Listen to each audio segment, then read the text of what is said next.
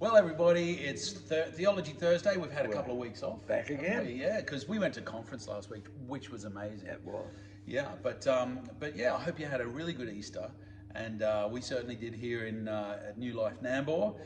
So wherever you are, we hope you had a great Easter as well. But here in Australia, we've also recently had another major national day, and Dave's going to talk about that. Just a couple of days ago, Yeah, the 25th of April. Australia stopped to celebrate ANZAC Day. And of course, celebrate's the wrong word. Yeah. It's meant to be not a day of celebration, but a day to remember. In fact, I believe, Dave, we're one of the only nations in the world, along with New Zealand. For those who aren't from around here, ANZAC stands for Australia and New Zealand Army Corps. We are one of the only nations in the world that celebrates or that remembers a defeat. Yep. It wasn't a victory. Yep, that's true. Yeah, it's the day. It commemorates, along with all the other theatres of battle that we've been involved in. It commemorates that time at Gallipoli, where we were beaten by the Turks. But the whole question of ANZAC Day, it raises a question in the Christian world that causes some to struggle. Any event like ANZAC Day and Remembrance Day in November. So let's just look at that question. Should Christians and should the church at large participate in any sort of ceremony or event associated with special days like this that are about war? Do these days? Yeah, does it look like we're glorifying war? Yeah, are we doing that or glorifying militarism? After all, Psalm 100, not Psalm 100, something that's 11, I think, Psalm 11, makes it clear where God said, those who love violence he hates with a passion. Right. And of course, Jesus said, blessed are the peacemakers. Well, one of his names is the Prince of Peace. Yep. Jesus is the Prince of Peace. He was, he said, if someone strikes you on the cheek, turn the other cheek. Don't like he was really, encouraging us to be pacifists. So when a church or an individual believer commemorates or in some way participates in days such as ANZAC Day, are they flying in the face of Scripture? Should all Christians simply be pacifists? That's a great question. The logical extension of that argument would be that no Christian should serve in any capacity in any military, even in a first aid capacity as a medic, a nurse, a doctor, a chaplain, because although such roles are non-combatant, they give support to those engaged in the act of warfare. Yeah. So the traditional starting point in defending the involvement of the church goes right back to Augustine, who believed that the kingdom of peace cannot fully be realised within human history. Therefore, we have to take into consideration the reality of sin, including violence and the possibility of war. So he's saying, yes, in a perfect world, there would be no war. Yep. But we are far from in a perfect world. We live in a fallen world. And if we don't resist evil, sometimes with fighting fire with fire, then the world would be an even worse place. Yes. And Augustine himself hated war. Right. He wanted to develop a tool to assess the morality of war in order to limit the number of wars and the brutality of any of these events, and to protect the moral order of the world at large. And this took a form of a set of conditions to be satisfied that a war could be considered just, morally just. And we've come to know this as Augustine's ideals. We've called it the just war theory. And there are 7 points, isn't there, that he outlines that he's really given some thought to. He said we don't seek peace in order to be at war, but we go to war so that we can have peace. Right. So he wrote, be peaceful therefore in warring, so that you may vanquish those whom you war against and bring them to the prosperity of peace. Wow. Which is when you think of it, like just as a small example, there was, the Japanese in World War II attacked Pearl Harbor. They were the aggressor. But at the end of the war, the United States poured in billions of dollars to bring Japan into the fold. Yep. Because we learnt from the First World War that if you put unrealistic, impossible reparations on a nation like they did to Germany, it just causes more pain and more hatred. Down the track. And and the Second World War started brewing almost immediately in the hearts of people that were completely crushed. And so those principles that you referred to before of Augustine's just war theory, the first one was that war must be fought only on, or war can only be fought where there is a legitimate authority instigating it. So in other words, a legitimate government. That's number one. So that cuts out all the little warlords and so secondly, the cause has to be just. That is, the war must be fought, for example, in order to resist aggression, to protect the innocent, or to support the right of some oppressed group. So it's basically like if somebody breaks into your house and attacks your wife, you're not going to sit there and fold your arm and go for it. You're going to do something because justified. There's an aggressor that has come in. So the cause is just. The war must have right intention. This is his third one. It must advance the good and avoid evil, have clear aims, and be open to negotiation.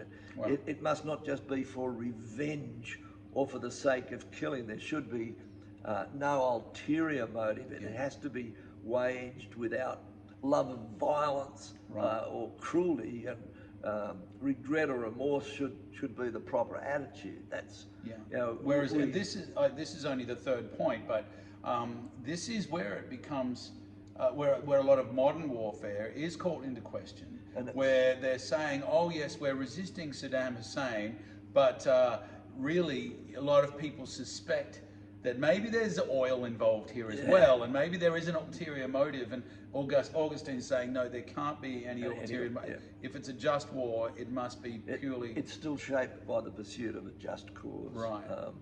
So peace should be the object of war. Killing is a means to the end. That's Augustine's model. Fourth, on Augustine's list, it has to be a last resort. All other attempts have failed. All other attempts are unavailable. War is the only option. Which is, again, that draws it out, doesn't it? We're seeing this in Ukraine now. All of these, economic sanctions and other sanctions that the West has put on Russia take a long time to actually take effect. And so, they're hoping that as people, in Russia start to feel the bite more and more of these sanctions, they're hoping that they're going to come to their senses and stop the war. Augustine's fifth one was there has to be a reasonable hope of justice, a reasonable chance of success in order to prevent a pointless war. Right. So you don't just fight for the sake of having a war. There has to be, this is his sixth point, there has to be discrimination. That is, non-combatants should not be directly or intentionally attacked. Although it's recognised that there may be accidental casualties, it shouldn't be a deliberate thing that you go after the civilians. And of course, again, in the Ukraine war that we're seeing now, it would appear that the Russians are deliberately targeting shopping malls and civilians, and that's, again, this is absolutely unacceptable. And then seventh, there has to be proportion. That is, there has to be a balance between the good achieved versus the harm done. So that's Augustine's standards. But the question is, if we adopt Augustine's standards of a just war, maybe the question that we could ask is, has there ever been and can there ever be a just war if we impose those standards? Because trying to tick all 7 of those boxes, I know it's been said before, is unrealistic. Yep. A lot of people, that's their opposition to Augustine's ideas is, look, yeah, they're great, but they're just too idealistic. No war can tick all 7 of them. They have a very high moral standard on both sides, and failing to take into account the multiple reasons relating to international relations and even internal affairs that contribute to war. Yeah. Wars have multiple causes, and to choose one as justification is unlikely to satisfy opponents of all war. So the term just war has tended to deny war's horrendous nature, and perhaps maybe we should say justifiable war rather than a just war would be a better term. Yeah, I probably agree with that. If we go back to history, since the Peace of Westphalia, that's back in 1648, where the 30 Years' War was brought to an end, there have been many attempts to establish international laws of war and military codes of conduct. Of course, the Geneva Convention is probably the best known. That's actually not a convention, it's a series of international treaties that concluded in Geneva. But it was over 85 years. That's like right. there was, of drawing these. These are complex and well thought through conventions. But the problem is they're unenforceable during war, and that was clearly demonstrated in World War II. Right. When you saw what the Japanese did to prisoners of war, for example. Contemporary moral debate has often been centred on the question of today whether we use nuclear weapons. So could that ever be just? So the dropping of the bombs on Hiroshima and Nagasaki, could we say that was just? And I guess there's never actually going to be a consensus in justifying any individual conflict. Right. But we can't simply create a blanket cover and declare that all wars are evil either. We have to understand that, and this is one of the... I think, well, one of the things you said earlier, one of the 7 points that Augustine said is, I think it can be said that all wars are regrettable. Oh, yeah. That war is never a good thing. The outcome may be a good thing and may be necessary, but the horror of war, of young people being killed and shot in the most horrific ways, is never. It's not okay. No. It's awful, and so we're asking, yes, is there a time when it is justifiable? Where does the ends justify those means? Then the answer has to be, well, yes, because what would the world look like, if certain wars had turned out differently? And it doesn't take much of a read of history to know the answer to that. It's interesting though, as a Christian, we've got to understand, and it's Old Testament, sure, but we've got to understand that the same God who directed his people not to commit murder also ordered them to war. Right. So clearly there is some justification from a divine perspective. And I think it was Augustine also one of those that did distinguish between murder and killing. Yeah. Like murder, is one thing. Killing in war is he would say was a different thing. Well, some wars clearly were justifiable morally before God because he ordered them. Sure. But we have no clear and absolute moral compass that we can apply across the board to individual conflicts. So how should a Christian respond to war and to events such as ANZAC Day? Unfortunately, I don't think that there can be any absolute answers. There's such a huge range of opinions, ranging from engaging in strong anti-war activities and protests to active armed involvement in war. Can I say too, Dave, I would be happy to protest against war if it was unjust. If I'm looking at a war and going, this is not okay, and we've seen that throughout history, large protests, and so I'm certainly not saying that oh well, I've got to justify war. Not all war. That's clearly what we're trying to say is that, but in every war is so different. Look, all wars are ugly. They're horrific and regrettable, and absolutely so. But nonetheless, it is a realistic assessment to suggest that we have many of the freedoms that we enjoy today because of past conflicts that have defeated those who would have removed the very freedoms that we have from our society. What would the world look like if Hitler won World War II? One can only imagine. Or if the communists, when the communists were spreading their philosophies, and the West, the democratic West, was saying, "Whoa, we want the people to have the choice." Yeah. And so we often take these freedoms that we have, the freedom even to sit here today and do what we're doing, to take these freedoms for granted, and we fail to remember and appreciate the fact that many of these freedoms that we enjoy have come at the cost of the lives of many military personnel and civilians, sadly. There are, of course, many roles in military conflict that don't involve the individual personally exercising lethal force. In fact, some, such as medics, are specifically charged with saving lives.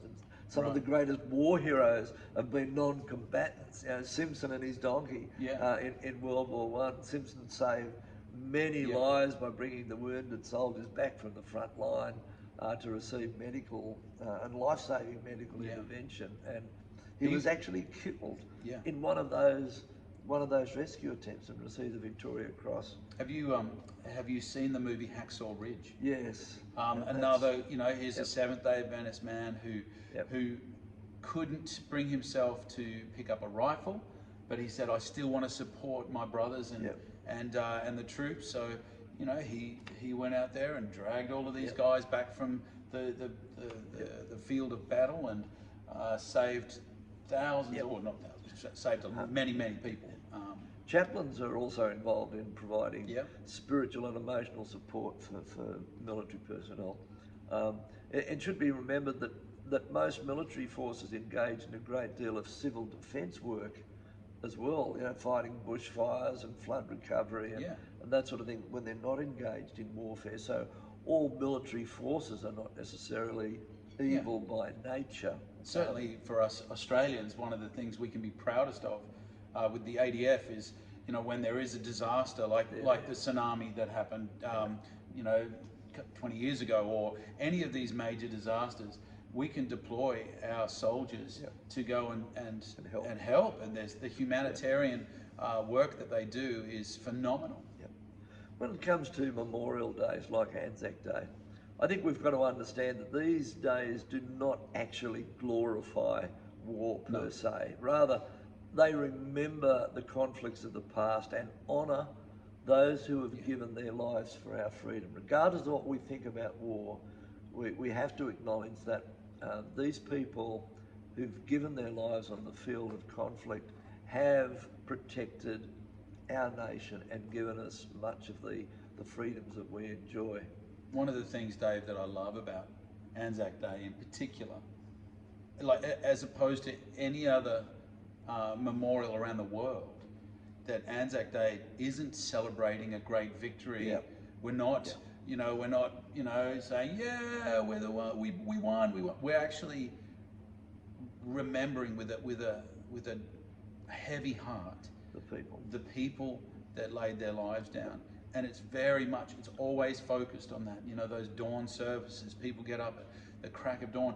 And interestingly, over the past 30 years, those services have become bigger and bigger, and more young people are coming out, waking up before the sun rises and getting to a dawn service to remember the sacrifice that these people made 100 years ago in Gallipoli and since. And it's right to do so. The Bible does teach us in Romans chapter 13, render therefore to all their due, taxes to whom taxes are due, custom to whom custom is due, fear to whom fear is due, honour to whom honour is due.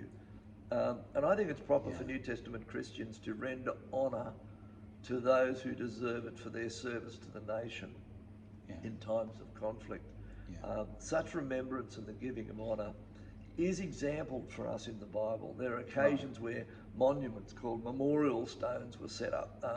There was a set up in Jacob's time, after his nighttime vision, when he was running from what he thought was to be the revenge of his brother Esau, he called the place Bethel, the house of God, as a reminder that there he met with God and received the promise, I will not leave you. So a stone, something that causes us to remember.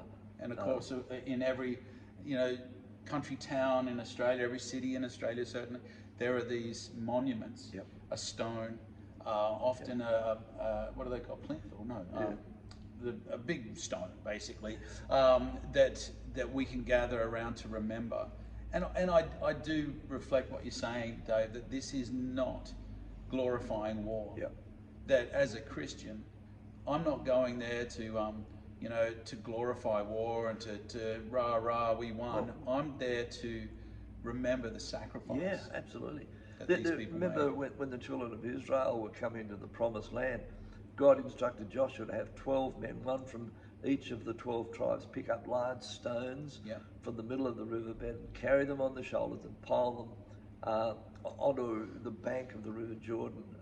And he said, in the future, when your descendants ask their father, what do these stones mean? Tell them Israel crossed the Jordan on dry ground. So again, the stones were there to make them remember. So these memorial stones were long-term reminders of God's presence with Israel, but also they were memorials of the conflicts in which they engaged as they entered the land of promise. We've got to remember it was both. Yeah. And on ANZAC Day, we honoured those who gave their lives in the service of our country. That the key to ANZAC Day is not just remembering, but honouring those who paid the ultimate price for our freedom. We remember, we honour not just the men and women who died, but those who lived with physical and emotional injuries from their service. And we also think of the pain and loss of parents or siblings or children who lost their dad.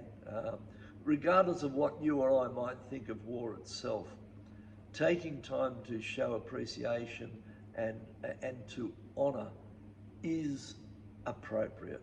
It doesn't celebrate or glorify war. No. It simply gives honour where honour is due. And I think that from a Christian perspective, it is appropriate for us to do that. Yeah.